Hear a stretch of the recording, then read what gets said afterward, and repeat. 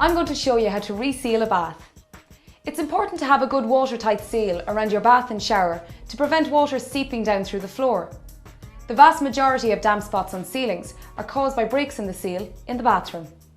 And here's what you'll need to do the job.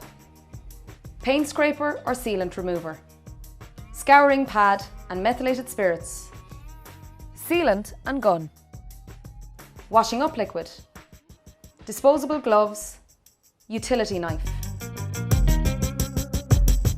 The first thing we're going to do is remove the old sealant. There are a couple of ways of doing this. You can use a paint scraper or a sealant remover. There are products you can use to help break down the old sealant. Something like this silicone sealant remover, which you'll leave on the area for about 2 to 3 hours to help soften the old silicone before you remove it. So now I'm going to use this silicone remover tool to get rid of the old silicone. Use a sealant remover to get rid of any old sealant from around the bath. Always be sure to put on gloves before using methylated spirits or any harsh chemical. Use a scouring pad dipped in methylated spirits to remove the last bits of residue from the surface.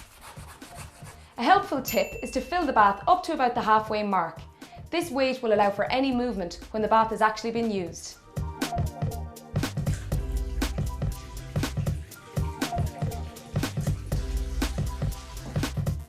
So now it's essential to make sure that the surface is wiped down clean and completely dry so the sealant can fix to the bath surface. The most important part of the job is how you cut the nozzle. This will really affect the finish on the silicone bead. Using a sharp utility knife, cut the nozzle at about a 30-degree angle. So the nozzle has a nice clean edge, and this is what it should look like. Next, you unscrew the nozzle to cut the cap to release the silicone. Remember to always cut away from you. And now we're ready to put our silicone tube into the gun. Place the tube into the bracket, press the release pad and push the ram. And we're ready to get sealing the bath. To begin, we need to load the nozzle with silicone. Do this by pressing the trigger until the silicone comes to the end of the nozzle.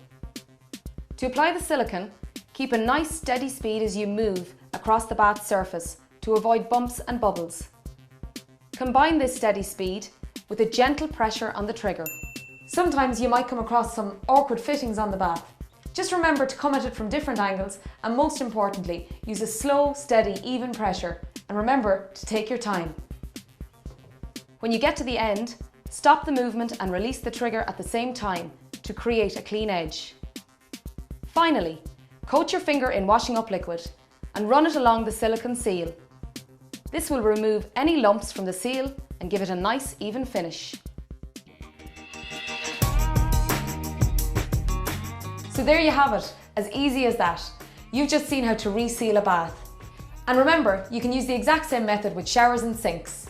For more hints and tips, go to woodiesdiy.com.